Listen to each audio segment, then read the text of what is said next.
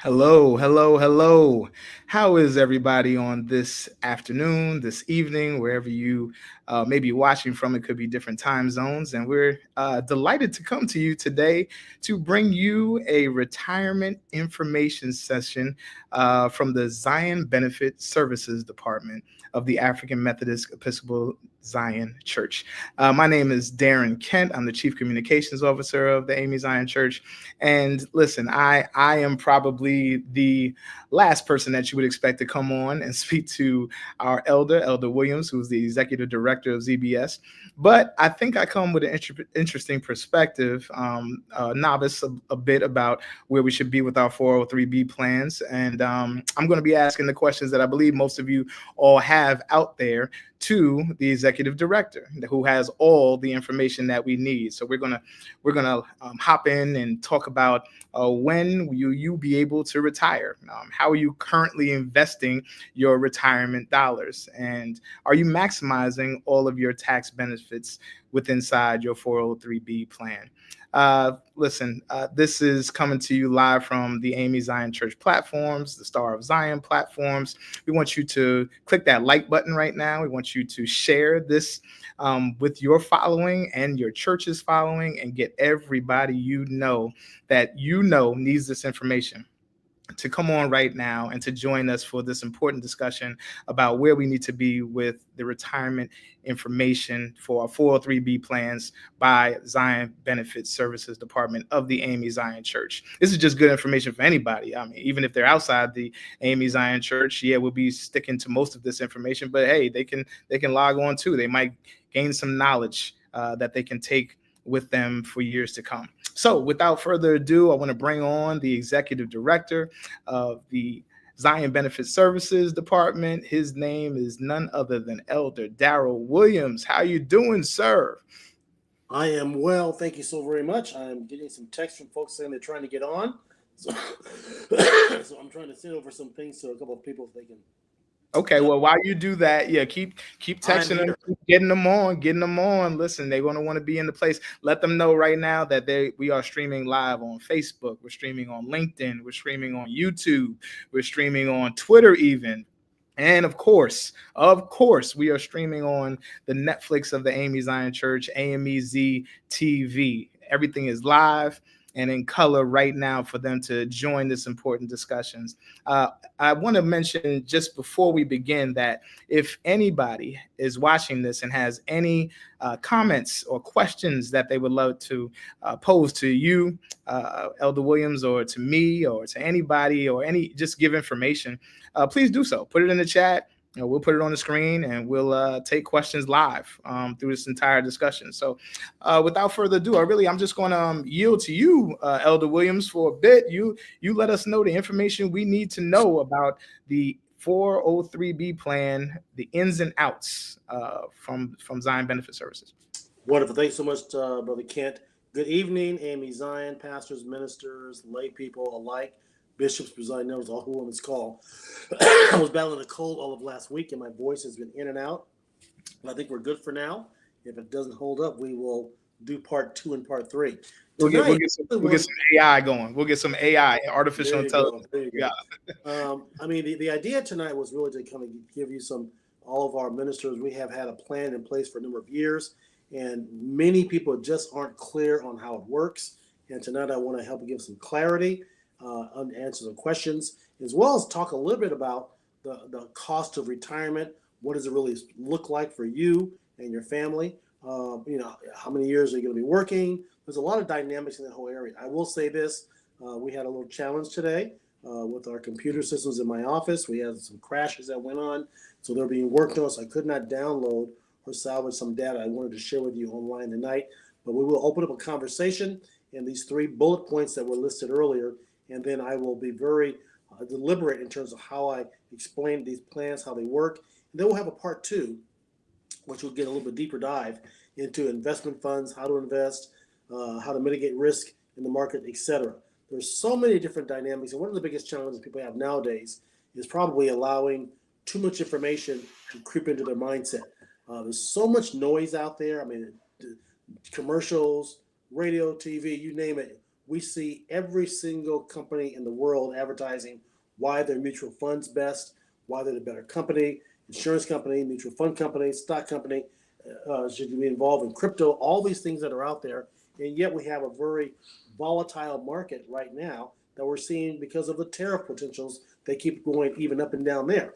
And so we're watching all these types of scenarios, but you need to know that retirement planning really can be done without having to really deal with navigating extremes in the marketplace as a whole. So having said that, I want to start basically, there's 3 questions that were listed on the flyer that Mr. Kent had there for us. And one of them, I think, can you put it on the screen real fast and put those questions up there for those who are watching?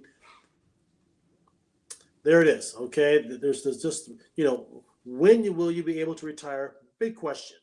How are you currently maximizing your retirement dollars? And the third one is, are you taking advantage of all the tax benefits inside of a 403B plan? And I want to kind of deal with these areas directly on tonight. I'm going to ask that you take some notes. You mentioned if you have questions, feel free to call. Because if you have questions to call, then you'll be able to not call. You can type it in the chat, and we'll answer your questions tonight.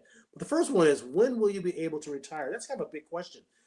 There's some mindset shift there. Our parents, whether they were pastors or not pastors, if they worked for a company 20, 30, 40, or even our grandparents 50, 60, 70 years ago, think about it. They had one job. They worked for one company. They bought one house. They literally did this, and they were within, their budget. They lived. They paid off the house. They got a pension and Social Security, and then some few years after that, they died. So it was very easy mentality planning for retirement. Beyond that as well, they usually did not buy a second home.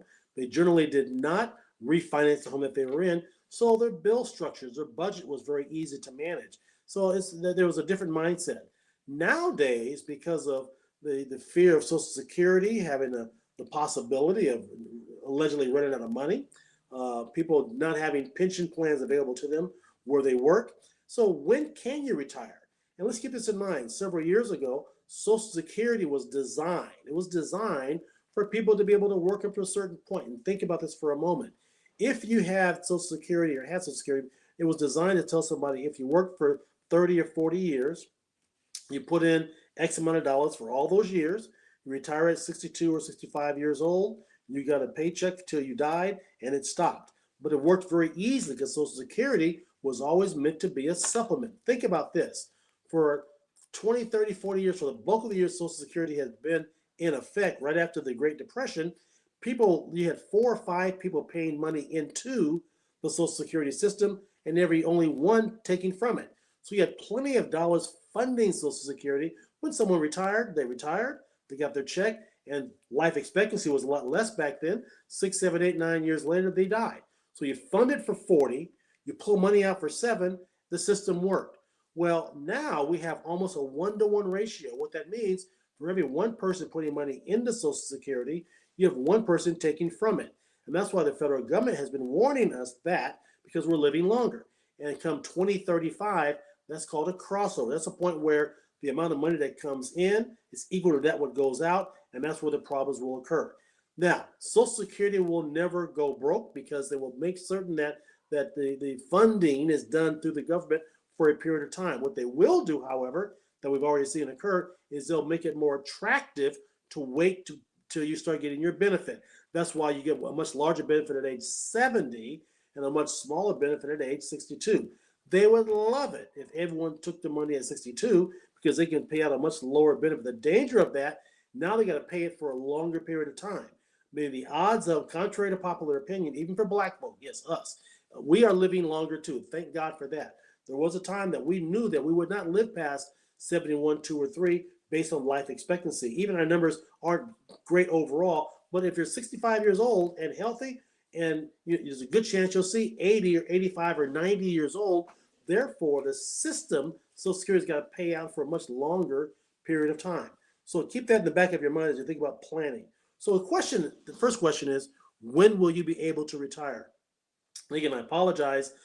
I don't have slides to share with you because I do have a PowerPoint I would do to share. We'll do that part 2. So stay tuned for the part 2. We'll get that going very soon. So when you're able to retire, it's 2 things matter here. It's really up to you. However, it's your financial picture. So what does retirement look like for you? For a pastor, it might be more difficult because pastors, if you're a full-time pastor, you're saying to yourself, well, I can retire when I'm 70. Well, can you really? So the 2 biggest things that you must deal with for retirement is, what is your budget? What are your bills? Do you have a mortgage payment? Is your house paid off? If your house is paid off, you take a lot of pressure off of what your needs are in retirement. If you don't own a home and you're renting, that's going to be a payment or a bill that will be there for you until you pass away. So keep that in the back of your mind. Let's say, for example, you have a need per month of $5,000 per month, every single month. You need that while you're working or even while you're retired.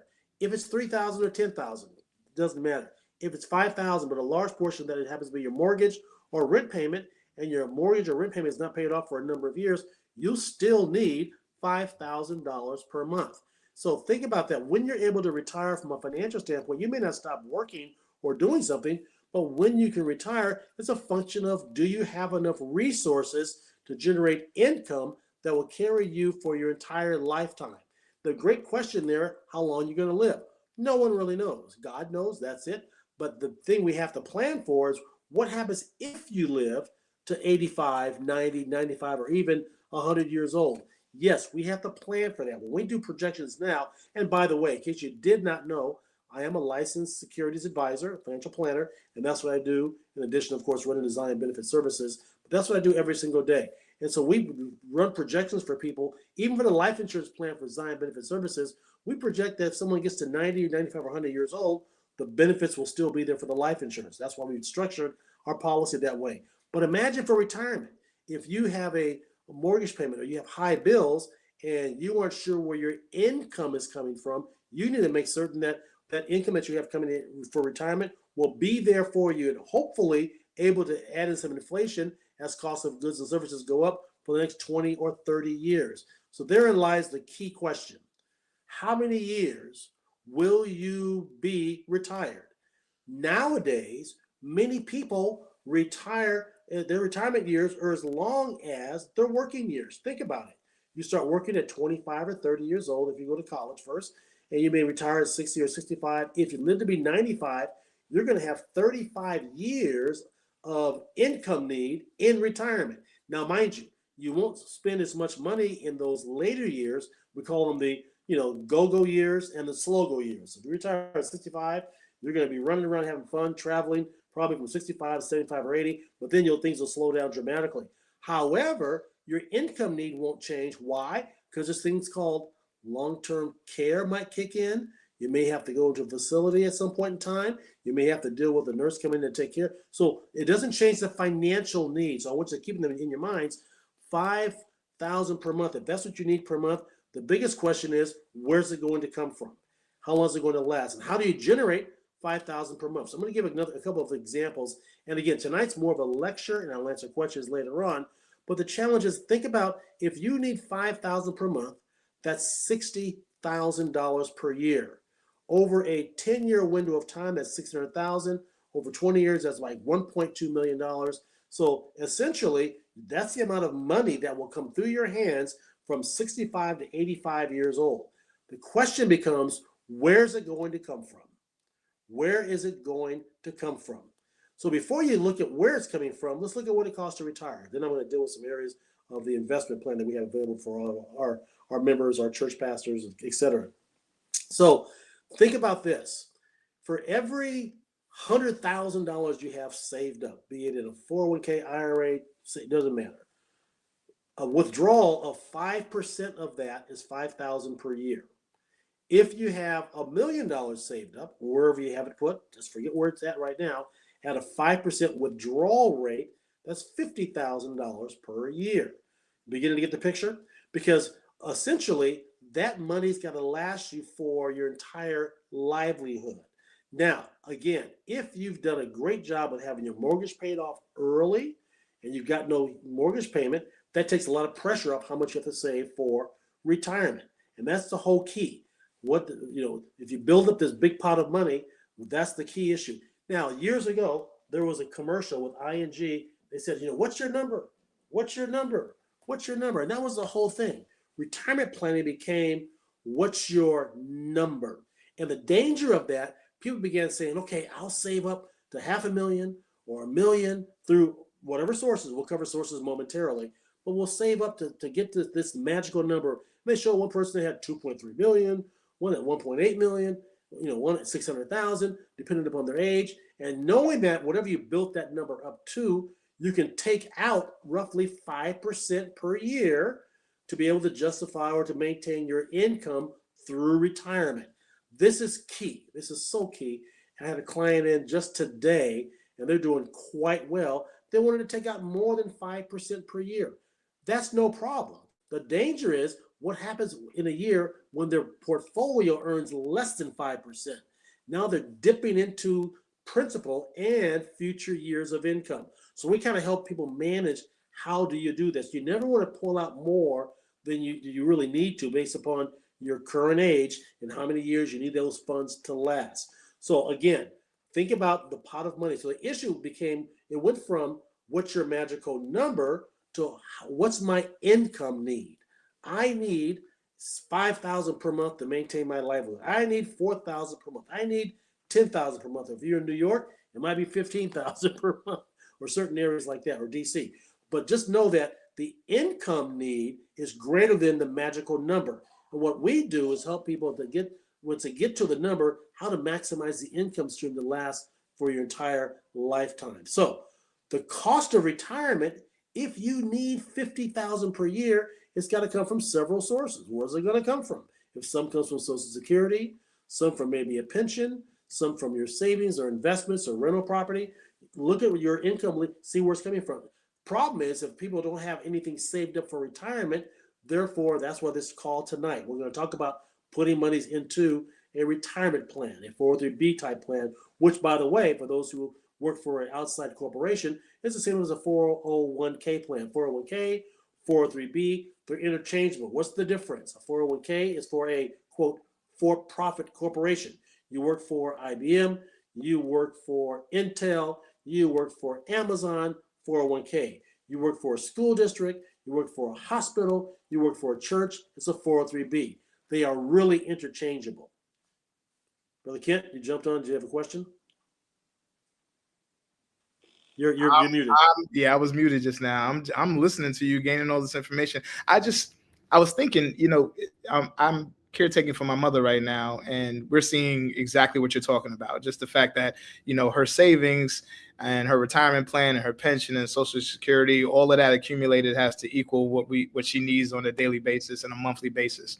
That there's an adjustment that needs to be done, right? So you do need to take into consideration the fact that, yes, my mother was living in New York, but then as you get older, you might need to move to a different location. We're seeing that more and more. People are moving, going to different areas of right? I would imagine that people are looking at it to say, listen, where can I live the rest of my years, right?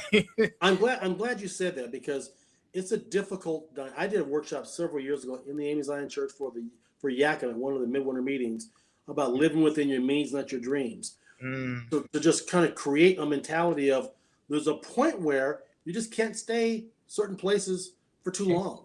I live in California, and unless it's difficult to live in California in certain areas, you can live anywhere and probably, but if you want to live where you want to live, it costs a lot to live there. So I'm glad you brought that up, because it does mean people will have to consider some relocations, of some sort, or different style. But the goal is, if you know you only have X amount per month coming in, and I don't care if you're a grandparent living with kids, or if you are a 65-year-old single having to do your own thing, your monthly amount that comes in, you've got to live within that budget, and then take into account, how do you factor in inflation?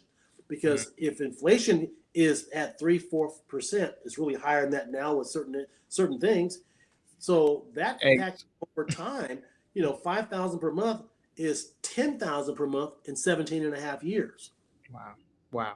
Look at that. We tend to think of right now, I tell people all the time, someone says, I make $100,000 a year. So no, you make 81, because after taxes and all the stuff that hits it, Social Security, you really are making 80. You're not making 100,000 per year. Then your tithes too. So all that comes into play. So as we educate, just know that I'm going to really give people, in particularly in the church, our pastors, ministers who are trying to build the retirement funds, see the whole picture. One other thing is, like, how early is too early, or how late is too late? Like, when should you really begin to start doing this 403b plan?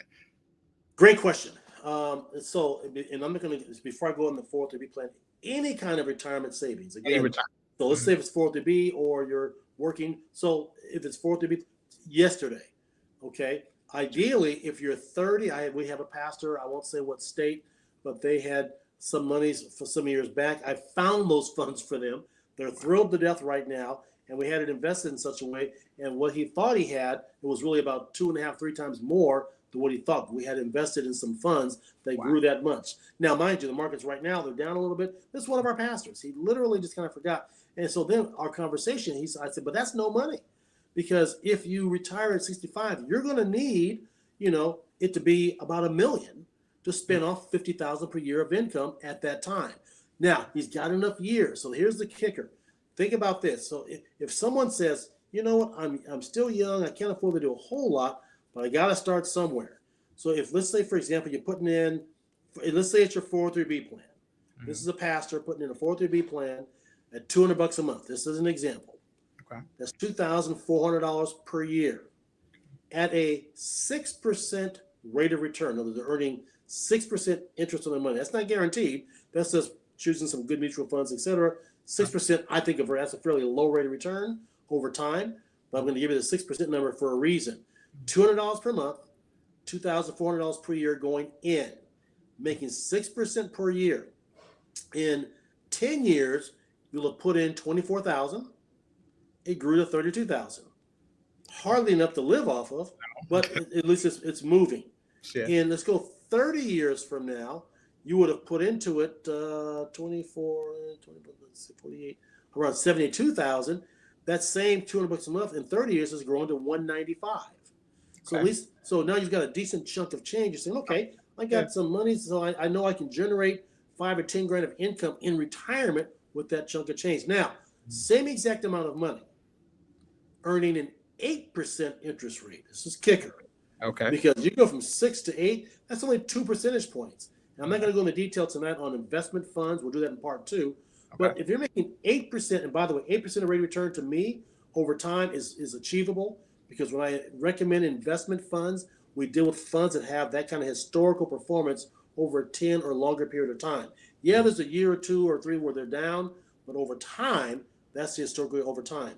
8%, the same $200 per month. In 10 years, you put in 24, but now you got 36,000.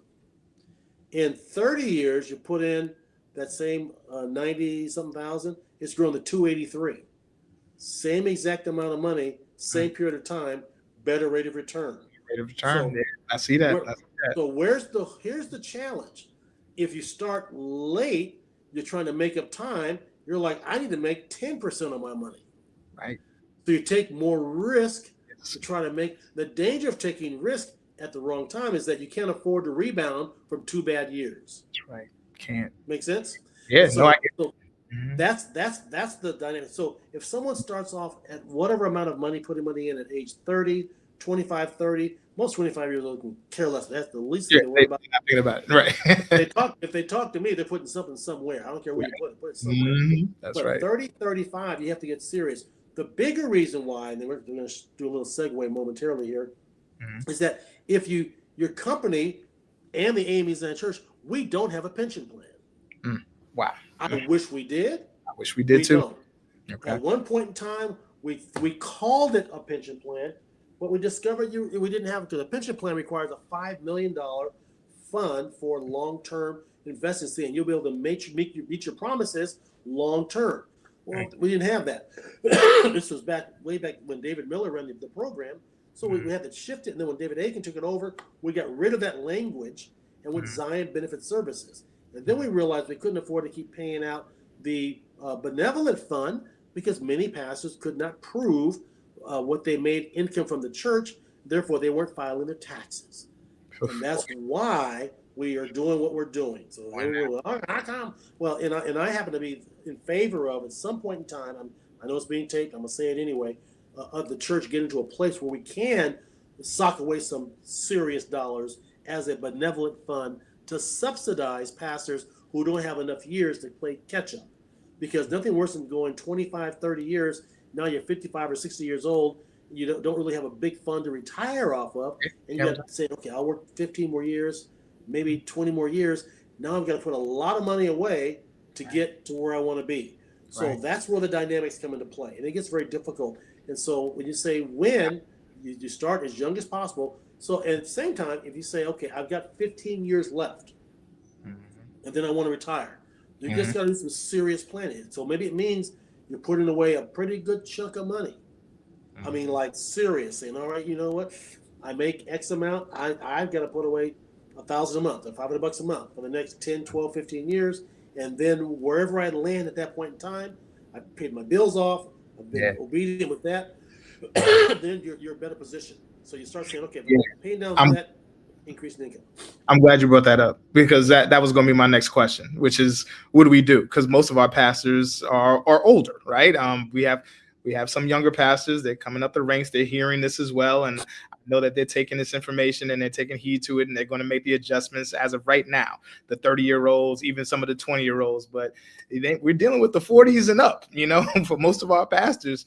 And those, we don't want them to feel too discouraged. So I know you're going into different parts of what we can offer to be able to offer assistance and help in this area. So that's one of the ways we do it, is just that juggling, sitting down with a professional like yourself and able to work through those numbers and maybe putting away more than what you would have done if you were doing it early on. I hear that. That's exactly correct. And I think, and again, so this is where you have to do a real, and again, when we go to general conference, I've heard it on the floor. The assumption is, the church could have done more, should have done more. It didn't happen the way we thought it would, based on budget. The list goes on. However, now, okay, reality checks in and say, okay, now I'm 50. Right. I'm 55. I want to retire at some point. So what can I do? And I'm glad that someone's thinking that, because the reality of it is the average age of our pastors is around that rate, that age. So that, and unless you are working a secular job, because many pastors, we have a lot of people who have secular jobs, so they've got another pension or retirement plan, Social Security, etc. But if you're working just as a pastor, you've got to get very serious now about how to put money away. So between the church as well as you putting dollars away will be key. So that's a good segue, because the cost of retirement, I talked about that.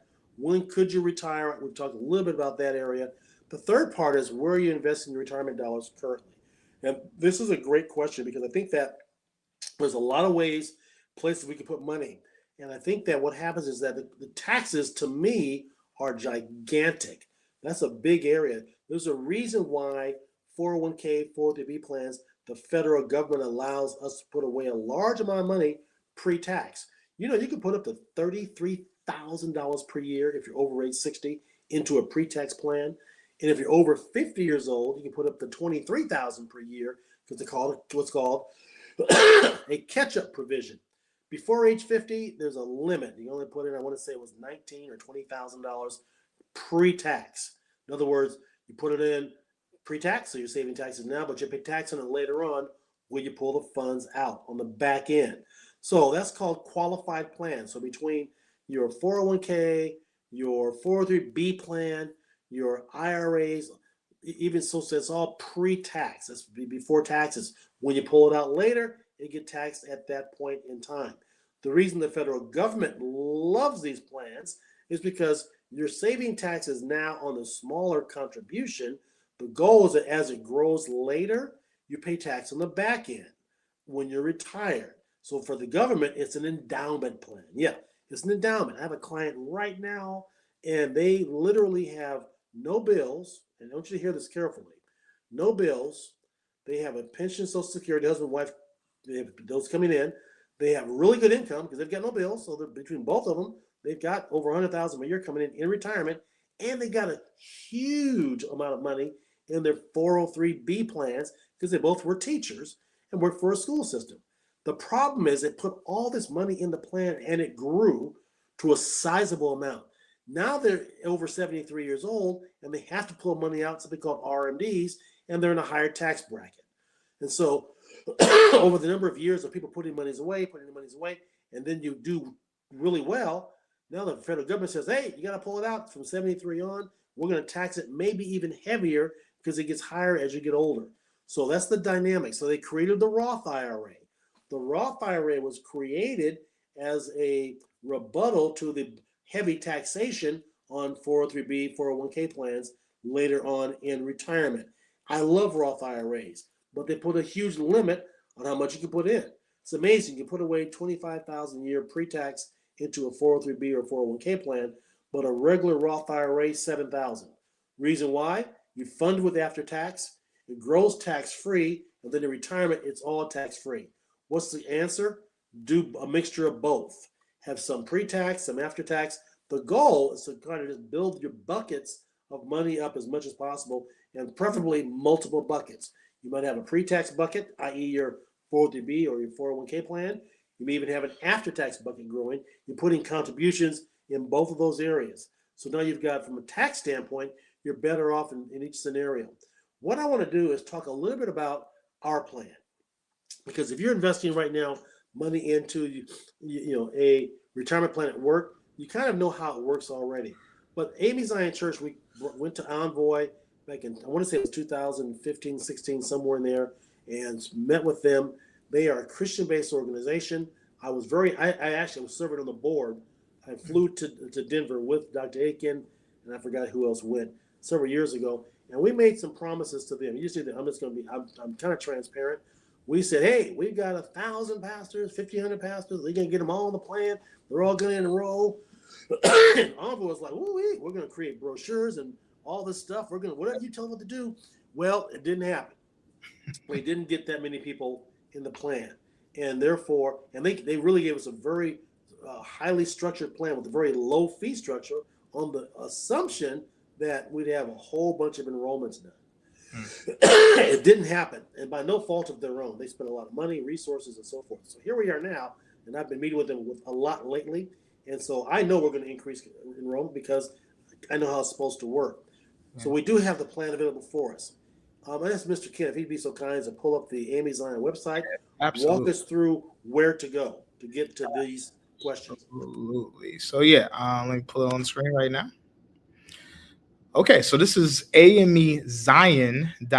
AME Zion. Please make the switch from amez.org to amezion.org. This is where our website for the entire denomination is. We've combined over 12 different websites into one lovely, beautiful website. We can go to myriad of things on this website, but what we want to go to get to the ZBS department is in departments here. We scroll down on our list of departments and we scroll to Zion Benefits Services. Once we go to Zion Benefit Services, we see the page. Now, notice that the top menu bar has not changed. That will always take you back to our home page and our home website. But inside that website, you'll see another menu bar for the department that you are currently in at the moment. Zion Benefit Services, it says here, and then it has home and all the other tabs that you would need to navigate this website within a website. So we scroll down a little bit, and there we are. You see our graphic here. That look at that gentleman over there. I think I know that guy, Elder Darrell Williams, huh? There he is. And then we come to all the different things that Zion Benefit Services offers. So we have retirement benefit services for pastors. That's what we're going to talk about today. Death benefits for pastors, ministerial relief funds for widows and widowers, risk management, Zion Benefit Insurance. And you can click any of those tabs and it'll take you right to where you need to be. So I believe this is where we want to be. Is that right, Elder? Yes, please. All right, so I'm going to click on this and it takes us to now this page gives us a little bit of information. Now, as we said earlier, the company that they're using, right? What was the name of the company again? I'm sorry. It's called Envoy. ENVOY. Yes. Right. So this is a hyperlink and it's purposeful. This is the one thing that takes you off of our website and goes to our splash page, which is on the Envoy website. And again, they put a lot of investment and time and energy to making this look beautiful for us and having the synergy and the aesthetics look good for the A.M.E Zion Church. So again, after reading this little bit of information here, you click on this Enroll Now button. And when you click on the Enroll Now button. Not yet. I'm going to say something about this paragraph. Okay. There we go. Go back to that paragraph. Okay. Here we are. So here, the first paragraph, it says really, prepare for your future retirement. And they took their time in designing this plan. It's not a regular 403B plan. It's a 403B9 plan, which is specific to churches. And the reason for that, we have several types of ways monies can go into the actual plan.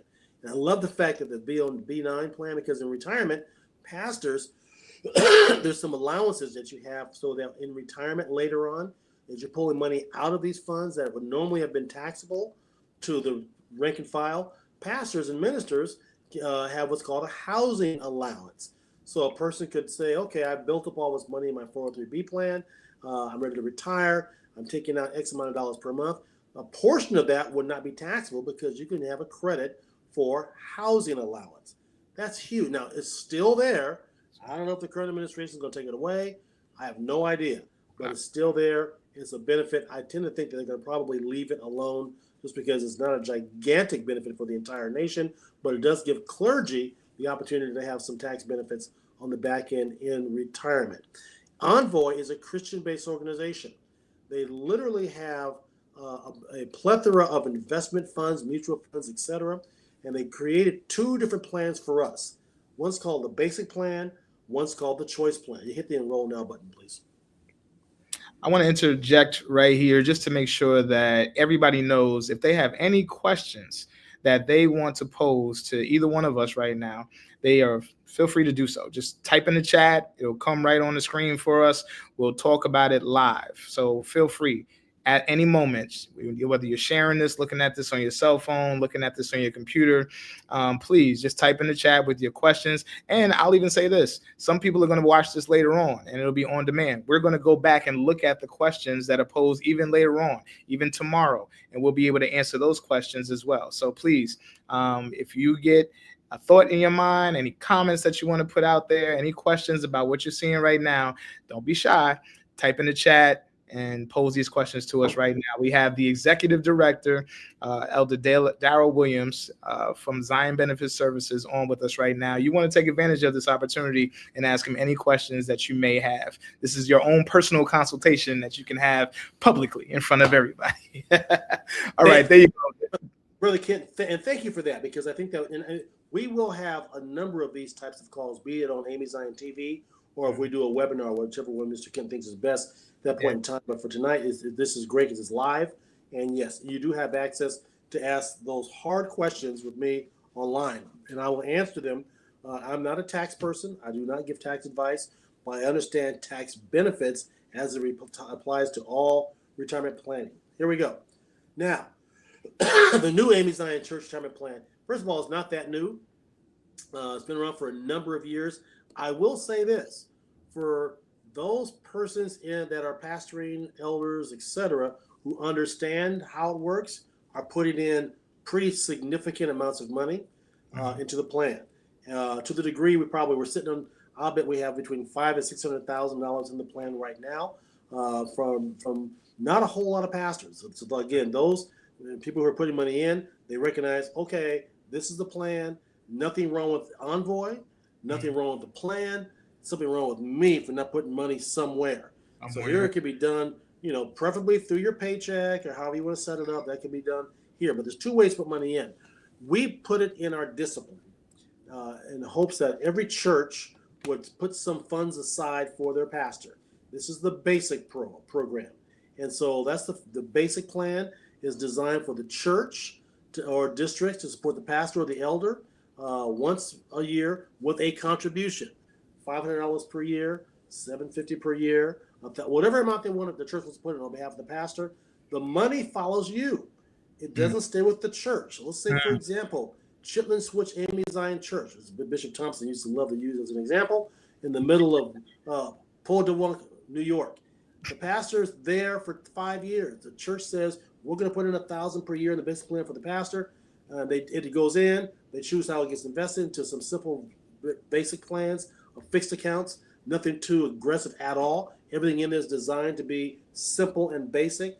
Matter of fact, it was called ERISA. I don't want to get too technical, but ERISA is the Employment Retirement Income Security Act, or ERISA, which is a lot more compliance. So we keep it. That basic plan is not an ERISA plan. It's non-ERISA. The choice plan is ERISA, which means you have literally investment funds that are in the stock market invested in different ways. And I won't cover that in detail tonight. My next class, I will talk about the difference, how the mutual fund is structured, or what's called an ETF, exchange traded fund, or individual stocks versus crypto, all that. We'll cover that at one of our future classes because people just want to know. But tonight, the basic plan is just for the church to say, okay, you know what? We need to do something for our pastor to get this thing started. Here's $500 at annual conference to go to the plan, or $1,000, or whatever the church wants to do. That's the basic program. If you click on the learn more for the basic plan, please, sir. Yeah, absolutely. This is it. You can see right now the recommendations were there. You can scroll down a little bit. The recommendations were listed there. Here we go. And so it says, now look at the language. Each church or district is expected. Expected. Now, the discipline actually says, not as a mandate, but words were encouraged. Because we just got to do something. Somewhere along the way, you've got to put some skins in the game. So the church, we have trust me, I pastored and presided elder for 20 years. I get it. I get budgets. I know things are tight. But if your pastor is working hard to pastor, the goal is to have them not worry about these kinds of things. So whatever level the church can do, I'm encouraging you to put something in on the pastor. So the pastors at Chitlin Switch for 5 years, then they get transferred somewhere else. Guess what? This plan is tied to their name and their social security number. That statement follows them. Right. If they die early, every nickel in this plan goes to the beneficiaries. As they transfer around, they make sure the new church is making contributions. That pot begins to grow, tied to their name. So the Darin Kent moves to 5 different locations, and over the next 30 years, ends up with $500,000 in his plan. Guess what? That's his money, That's mine. and that the contributions and the gains. No, the church gets nothing back. This is a benevolent fund that's funded by the church. Elder, how easy is it to transfer all this information from one church to the next? Like, is Easy. it okay? It's Because the plan's already in place. right. It's just a matter of the church saying, okay, here's my statement. Now they send the check directly to Envoy. Got it. Okay. It's just that simple. It's that simple. Now it's a little bit more involved on the other side. We'll get there momentarily on the choice plan, but Okay. this is really very simple. The contributions can be made annually, preferably. If they choose to do it more often than that, they can. Okay. There's a basic form. That's a download. It says basic program contribution form. Scroll down. It's probably on this page. Yeah, I think. I'm pretty sure that it There it is. is. Download the form. Yeah, click on that. Yep. Click on that, and I then want to show you how easy the form is. there it is. There it is. I mean, it's just that simple. The employers, name the church, so Chitlin Switch, Western Episcopal District, the church street address, all of this information is here. Name, social security number, vital, home address. Do not ask why they need my social security. Don't ask that question because they need to have that date of birth, all that personal information, single, married, etc. Date of hire. So all that stuff goes in there. That gets submitted to Envoy, and now Envoy does charge a setup fee of $75 to set up the account. And the reason they do that is because they have a very low annual service charge. That was a trade-off. That was what was done early on, and that was a great trade-off. Now, let me say this. So a few years back, some of you all will recall who's on this call, we did have an infusion of capital that came in from minimum salary fund, and it was decided at that time that all those dollars would be given to multiple pastors to kind of give a jump start. And the assumption was that you'd get this jump start for 200 or 300 pastors to start putting money away in the retirement plan. Well, most of them took that $250. It went inside the plan. They've got it in their name. It's in the plan, but they didn't add to it. Yeah. So it's just sitting there. Well, it's sitting there, but it's also going down because they're charging them a $30 per year service fee. Oh, Lord. It's going in the wrong direction. Nothing. If you got 10 grand, $30 is enough. If you got $250, it takes a few years, and it's over time it will go away. So there is a small fee for the setup charge, but beyond that, minimal fees. Now, navigating this on the back end, accessing your account, it's seamless, right? You can contact Envoy, you can contact the ZBS office, you can get, connected in case you lost your password or can't get connected to the right people, all of that. So we actually, for HIPAA reasons, I can access accounts because I'm securities licensed. The office cannot. And so therefore you'll deal directly. Once you're set up, we put it this way to go directly to Envoy. Now, if you get stuck somewhere, you have a question, and you call me directly and we can discuss it. But great question. I think the goal was to let it go. Everything be directly between you and Envoy. That way, the A.M.E Zion Church, we are simply a pass-through. We structure it. We're the employer for all intents and purposes. And it's also on the choice plan. That's designed really for ministers, presiding elders, pastors and presiding elders, because it's coming from the church. The choice plan, on the other hand, is for anyone who works for the church. Go back here. I mean, so if it's a pastor or the presiding elder, because he works for the district, journal officer, works for the A.M.E Zion Church, board of bishops, they work for the A.M.E Zion Church, church secretary. Okay, you've got a musician that's working multiple hours, making a good enough amount of income, and wants to contribute into a plan. They also can go into this. But slow down right there. Stop there. So some language here. Go up a little bit. Right there. Okay. So the investment menu. So you can see right here. You can put in as much as you want. It could be money. It could be voluntary contributions, pre-tax, and or Roth. That's the second bullet point down. I'm sorry. The pre-tax and or Roth contributions. Okay, from the church as well as the individual. The participant, directs where the investment goes. So, say for example, Reverend Smith works for the church. The church says we're going to put in $1,000 per year, and he's also going to put in $1,000 per month, or $200 per month, whatever. They contact Envoy directly. They give them the banking information with the transfer funds direct to the plan, and then they sit down and say, okay, how's it going to be invested? There's an investment menu, which I'll cover in detail in our next session, but you can pick from a myriad of mutual funds and investment funds to choose from. This is a hyperlink here. You mind if I click on it, or go ahead and click on it? It may or may not give it to us here. Okay, yeah, it's got some things. Yeah, it won't. Okay. You know, good. That's perfect. I wasn't sure we put that in there. Now, this is perfect. Okay, so go back up a little bit. Yeah. Now, I don't want to spend too much time here, but you just need to know this gives you a listing of several different types of mutual funds. I wasn't going to go here tonight, but since we're here, let me cover it just briefly. Yeah. A mutual fund is what's called a registered investment company. All that means is that one mutual fund may have, on average, 110 different stocks and or bonds in that portfolio.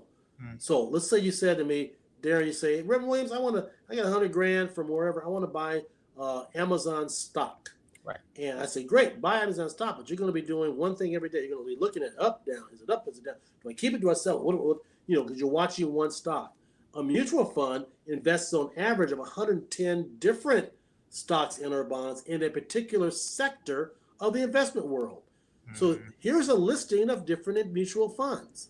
You've got U.S. world funds, bond fund, and a bond is different from stock. A stock fund is more risky. A bond fund is more conservative. A stock fund might make 10, 15, 20% any given year. It can lose the same thing too. A bond fund may only do 4, 5, 6, 7% rate of return. And if it has a bad year, it might break even. So much less risky. A small blend fund is a blending of stocks and or bonds. A mid-cap fund, value and blend. Similar, and again, a mid-cap versus a large cap versus a small cap, different risk categories. I won't cover detail right now, but a large cap fund is much more conservative than a small cap fund. All right. Yeah, but I think that to really not to go too much further into this, we're running low on time here. But it's to basically say you have options, right? When you're going into this space, your options are available to you, and this is a conversation that you would have after you have made the consideration to actually put your money into this retirement plan. Then you would go into this space if you chose the choice plan, right? That's exactly correct. And then we can even give you figures based upon what's the historical performance been. Remember earlier we talked about 6% versus 8%. So you're going to say, okay, I've got 20 years to go, or 25 years to go, or 10 years to go. I want to pick a fund that's been earned in a certain rate of return for a window of time to help me get to my goal, because I know it's been doing 8% for the last 10 years. Right. Pretty good place to be. That's a great. Yeah. Oh, yep. I'll go back down. Yeah. There we go. Okay. So I love these. There's two different managed models, faith-based and risk-based. This is important. That's one of the reasons we picked Envoy. So first of all, target date fund simply says, okay, we're going to invest in a bunch of mutual funds or bonds or stocks, etc., with the target date of 2020, 2030, 2040, 2050. Between the 2030, 2050, which one's going to be more aggressive in the market? The earlier one, 2030, right? Well, no, 2050, because you have more years to work with. Oh, okay. 2030 is only 5 years away. So because that's a target date within 5 years, they're going to dial back and say, okay, we'll make sure we're making money for 5 years. Can't afford to have a bad year in there, because a bad year takes longer to recoup. So 2030 fund is a safer, more conservative fund. The 2040 fund, a little bit more growth driven. A 2050 fund says, hey, we got 25 years, so we know the markets are going to be up over time. Okay. So that type of fund is going to be riskier. Faith-based means, you need to be more aggressive if you have less time, but it's the opposite. You need to be less aggressive and take the conservative route with the less time that you have. I understand. Yeah, that's correct. Faith-based means they will not. These investment funds here, they don't invest, like for example, alcohol companies, tobacco companies, anything that might be against our religion, faith, morality, etc. Risk-based is like, hey, get it out there. I see the performance. I'll pray over it first and let it do its thing. Right. Ironically, Envoy has done an amazing job. I did a comparison between the faith-based target dates and the risk-based, and they aren't too far apart, which was amazing because usually, historically, your socially conscious funds always they're always 3 or 4 or 5% below the market. Wow. And I've used the S&P 500 kind of as a good indicator of the U.S. market. And so when you think about what it's done, averages 14% per year over time. So if someone says, "Gee whiz, I'm in a faith-based fund that did 11," frankly, that's great. Stay there. You feel good, and and you're investing in things that you care about. Yeah. So Envoy is doing a fantastic job of allowing you to still be in a faith-based target fund, right? And still make a good amount of money on your money, right? That's correct. Because if they weren't good funds, I tell them to drop them. Yeah. Well, they can keep them there. I just wouldn't recommend them. But that's where I have a client. She's like, she won't put anything that's not socially conscious. Yeah. Period. We've got to worry about, you mentioned Amazon earlier. We got to see about who we're investing in those areas as well. That's exactly correct. So therefore, our plan is designed around Christian-based moral thinking. So you have an option. You have a choice. Okay. Mm-hmm. Scroll down a little further there, Darin. Yeah. Okay. This is also very interesting. Let me see. This gives you a little bit more. Yep. Risk-based plus. In other words, no question. Get out there a little further. Listen, I really know I'm not the only one receiving this information and getting good knowledge from Elder Williams right now. Come on now, in the chat. If you have any questions about what you see right now, put it in the chat and we'll get it right on the screen and he'll be able to answer this question live. All right, keep going, Elder Williams. Okay, I love this page because it gives you some 2050 target dates that are aggressive or moderate or conservative. Conservative means probably all bonds. Okay, so and bonds have risk. They're super safe, but you're not going to make a lot of money there. Right. So 2050, my thing is like, well, you know what? Hey, if you got that long to wait, go ahead and put it out there because and if it has a bad year or that fund does poorly, they'll make adjustments. So we pay a fee, tiny fee, for investment advisors inside that 2050 target date aggressive strategy fund, and what they do is they buy sell. They're in there buying. We got rid of 3 funds last year, or at least they did, and I had agreed with them because those were poor performing funds. Wow. They got rid of them, liquidated them, moved them somewhere else. So that's what we pay them that less than 1% per year fee, inside the plan for. Okay. You don't even see aggressive in 2040, 2030, 2020. It doesn't even, is it 2020? Obviously, it's not there. Yeah, because it's just too soon. It doesn't even exist. It's not, they don't even try to go down that direction. Wow, that's so interesting. Yeah. That's going this route. You can also pick individual funds as well. They've also got about 20 different individual funds. Someone says, "I like American funds. I like Fidelity." Yeah. What's in the menu for those areas? You can get real specific. The beauty of this is just easier to make. It's too much of a headache. I can't figure out where to go. Let's just be, and then over time you can always make changes. Right. Adjust it over time. Okay. You can scroll on down there. Yep, and that's it. That's it. Okay. All right. So that's the 2 plans. Now the enrollment process for the choice plan is lengthy. There's a longer application, but you click it online. It literally links you to Envoy. Fill it all very similar paperwork, but much more information is required. Okay, to go into the choice plan. It says get started now, and once you're in there, it goes into it's a lot of data. I see. All right. Okay. Continue, and yep, here's the form. This is it. There it is. Yep. And you keep hitting continue, so I would imagine it's several pages. It's several pages. But once it's in there, it's set up, and it hyperlinks to them directly. And then, if you pay for it through your payroll at the church or through your checking account, you pick if it's pre-tax or after-tax, etc. That's how that basically works. Okay. And again, if you're needing any help and assistance just filling this out, you would contact Envoy, right? Yes. Mm-hmm. Okay. All right. Got it. Okay. All right. Envoy is good. Fantastic.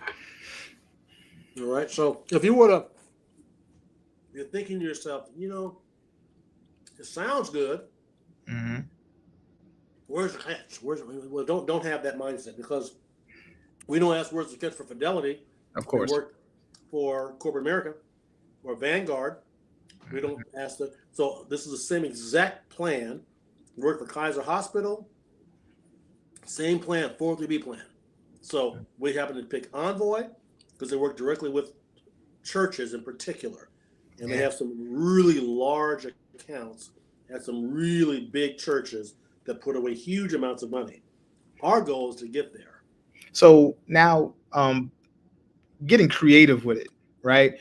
What are some creative ways that a pastor, I'm sorry, a church can invest in their pastor, right? I mean, they have what are the events that go on during your calendar year? You know, a pastor's appreciation day. Wouldn't that be a great moment? Like, you want to give $250, but listen, we're going to put this inside your basic program for you, and then we're going Good to do. question. You know, are there moments that we should really be taking advantage of, that churches can say, listen, I really want to invest in my pastor, and I think this is a great idea. When should I do it? Yeah, I think that the plan said on the basic plan, once a year, which is generally right around annual conference. You go to annual conference, you make a contribution. I know some Episcopal areas require that the church brings their deposit. Our sister churches do that. CME, A.M.E, they show up at annual conference with a check. Wow. When they turn in their report, they Wow. drop off a check for the contribution that is being done. Okay, and so that's a way to do it. So that's one way. If a church is struggling financially but really needs to do something, yeah, the church's pastor's anniversary, great way to do it, because I think the danger becomes the pastor needs the money because they just need the money right now, versus saying, you know what, I need to put something away for retirement. Right. Therefore, I'm not going to take. I want to pass his anniversary, but people, they may give more because now the pastor's being more diligent with regards to his stewardship. Yeah. He's thinking long term versus the money comes out to him right away. It's spent, on whatever. So I think churches and members may do more at a pastor's appreciation to fund their annual retirement contribution for that. So that's something, again, I like the idea of that, figuring out ways to put money away for the pastor through that mechanism. Right. And it's we saw 250, we saw 500, we saw 1,000, but it can be any amount. Am I right or wrong? Right. Like, what you can start with 50, right? Yeah, I think the minimum might be 100, but which Oh, is okay. which is, I mean, it's $75 to set it up, so at least 100. But even that's a little small. I would probably say you're better off doing a decent little chunk, at least 250. Yeah. That's minimal, but then stay consistent with that every single year. And if you do that, again, everyone recognizes, okay, we're just going to be, responsible. We're going to be responsible citizens for our pastor. And there's a church somewhere, I won't say where it was. They have about 19 members. The trustee chair called me directly and told me they want to put away, it was a decent amount of money into their pastor's retirement plan. Mm-hmm. And I said, why are you so motivated to do this for your pastor? He says, we are a small church, but everyone tithes. Wow. We as a church have no bills. Wow. Look at that. And therefore, people have no, so as they tithe, so they have extra resources. Come on, somebody. Malachi says, if you tithe, there'll be meat in the house. Well, not to get in that, because I'm here because my pastor's hat now. If we're obedient in our giving, that's right. Then the church has resources to do something more, nothing crazy, but just do more on scale for the pastor. Mm-hmm. My desire is to get to a place where we've got resources in Zion Benefit Services to be able to fund a chunk of money in a benevolent fund to help pastors who are already 30 years in, with 5 or 10 years to go, and to be able to get to a place. I don't even know how it's going to happen. I'm just praying, Lord, you open that door to be able to say, you know what, you're retiring. Here, instead of giving you the life insurance policy that pays when you die, here's a check for X amount. We love you. God bless you, on top of whatever else you may have going on. We want to get to that place. And I think we can get there. That's one of the reasons I took on this role, is so that pastors can focus on pastoring and not worry about these financial matters and the insurance matters. Focus on saving souls and then watch God do the What rest. what do we need to do, Elder? We've heard all this great information. We need a response. We need a call to action. Tell us exactly what we need to do from this point on to be able to take advantage of this amazing opportunity. So essentially, Darin did a great job. We had the website up. Go to the website, pull up the retirement plan, go to ZBS, go all the way down, scroll down, click on the box, sign up, fill out the form, submit it, talk with your trustees, your officers, etc. And if you're an officer on this call or a trustee, you tell your pastor, fill this form out. The church, we're going to do this. If you get stuck, call the office. We'll give you a call back and help walk you through the process. But everything's designed to go between you and Envoy directly. And we did it for a reason. So we are not out of compliance, handling in between funds. These dollars have to go between. Now, a lot of churches send their check to us. We send it right directly to Envoy. It did happen. Trust me, it happens. It's just easy. It happens. But we make sure they're signed up first.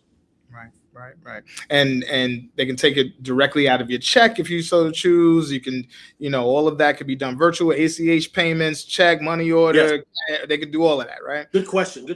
Money order I would avoid completely because it's not the same. If you're going to go pre-tax, for example, you need to be a W-2. Okay. Because pre-tax is a different dynamic, and you're looking at, from a tax standpoint, because that means year end, you're going to say, I made contributions into a 403B plan, so my taxable income is a little lower because you don't pay tax on the contribution portion. If it's after tax, a little cleaner. You're 1099, so it just, again, you want to make sure that, first of all, the monies go into the plan. And which box you check, if you're W-2, they're going to go pre-tax or after tax. If it's not W-2, it's probably going to be after tax. And that's fine. Because it doesn't change the investments. It doesn't change the growth opportunity. It's still there. And if you do after tax, all the earnings are tax sheltered until you pull it out later on. Or you use the word tax deferred, tax sheltered, tax deferred, so you don't pay tax on the gains until it's time to pull it out. But if you're a pastor, quick example, and we gotta wrap it up. I know we do. A pastor has $500,000 built up in the plan. Maybe they put in $300,000. It grew by $200,000 in gains. Now they got this $500,000 chunk of money at retirement, and he's 65 or 70, and begins to pull out $30,000 per year. A good portion of that is not taxable because he's a pastor, and there's a housing allowance. That's it. Okay, all right. Those are the tricks. Huge. So, and again, and you can drive that number when the churches make contributions. Got you. See, you get this nowhere else. Listen, Zion. He's putting y'all on. He's saying it without saying it, but he's saying it though. Okay. I hope y'all hear it. Listen, this has been fantastic. I'm just, going through my, thinking outside the box, like when are the opportune moments to have these investments? I know a lot of retired members, sometimes they like to, give money straight to their pastor, right? And sometimes that's allowed? Like if it's a gift that they want to be able to provide, they would maybe give it to the church, and then the church would have that moment where they present this sort of an option to the pastor. Could that be done? Good point. Absolutely. Matter of fact, it's kind of like having a grandchild. Instead of buying them gifts, they put money in their 529 college plan. Right. There you go. Same thing. So by giving it to the church for the purposes of going into the retirement plan, then you as a giver has a tax deduction as well. Look at that. It's mutually beneficial. Listen, I could probably think of some more, but we're running out of time. But this has been enlightening for me. I know I got to make some adjustments myself. I know I got to get with you myself and sit down and talk through just my own personal finances and things of that nature. But I'm not alone. I'm sure there's a whole bunch of people that were watching on today. We were in the 30s and 20s that are watching, people in and out. And I know that people are going to be watching this on demand in the future. This has been exclusive A.M.E. Zion content from the Zion Benefits Services Department. Listen, not even my idea. This gentleman right here said we need to get the word out to the people of Zion and beyond to let them know exactly what we have at our our disposal. And I said, absolutely, Elder, we can do this anytime you want. He's alluded to it, the fact that this is only part one, and there will be part 2 and 3 and more of them to come. And I'm just hoping that we were able to give you a little bit, just a taste of everything that we have regarding the 403B plan for the A.M.E. Zion Church with our Zion Benefit Services Department. Please invest in us, invest in Zion, invest in what we already have. You see, it's a good deal. We are being transparent. We've opened it up for questions. You can call Zion Benefit Services. The phone number is on the screen. You can email him. You can speak to Elder Williams, am I right, directly if you needed to at any moment. Yes, he's making himself fully available for virtual consultations, for in-person consultations when he's at the headquarters, and we can get you the right information, everything that you need if you wanted to just take this offline. If you didn't feel like publicly putting your information in the chat, we understand that as well. So we look forward to the emails and the phone calls that are going to come from this in the future. And we pray God's blessings upon each and every one of you for listening to this today. Please hit that share button. Share this content with your churches. Share this content at your district meetings and conferences and all type of conferences, annual conferences. Go to the LTIs. Bring this same video and play it for everybody. It should just be that simple, where they could go back, look at this great information, ask the questions, and contact the ZBS office if need be for more information on how you get connected to the 403B plan. Any parting words that you might have there, Elder? I would say that it's been a blessing. As you can tell, I'm very passionate about this whole subject matter. I love talking about it, and I can go for hours. But we will definitely have multiple sessions. When we schedule the next one, you know about it ahead of time. And the action plan now, go online, start somewhere. Do not worry about, oh my God, there's tariffs. Trump's causing tariffs. It was red arrows yesterday. It was green arrows today. Forget all that. Start putting something away. You want to stay out of the market? Stay conservative? No problem. Still with the conservative fund. We discussed those tonight. Start somewhere. And I promise you, if you start somewhere, you'll be happy in 10 years. 15 years, 20 years. And if you die early, your family gets all the money anyway. Either way, it stays in your house. Amen. Blessings upon blessings. Thank you, Elder, for allowing me to host you on today. This has been a blessing to me and my family as well. And I thank you for this. I can't wait for the next go round. Thank you so much. Now, I'm not going to act like I didn't see it early. Get back to your meal, whatever you were eating over there in the corner. Oh, my wife snuck in here and threw a little snack in front of me. Snack and talk at the same time. but yeah, she knows what you need to keep going. Amen. We love her for that. Thank you so much. All right. God bless you, Elder. Take it easy. We'll see you on the next one. All right.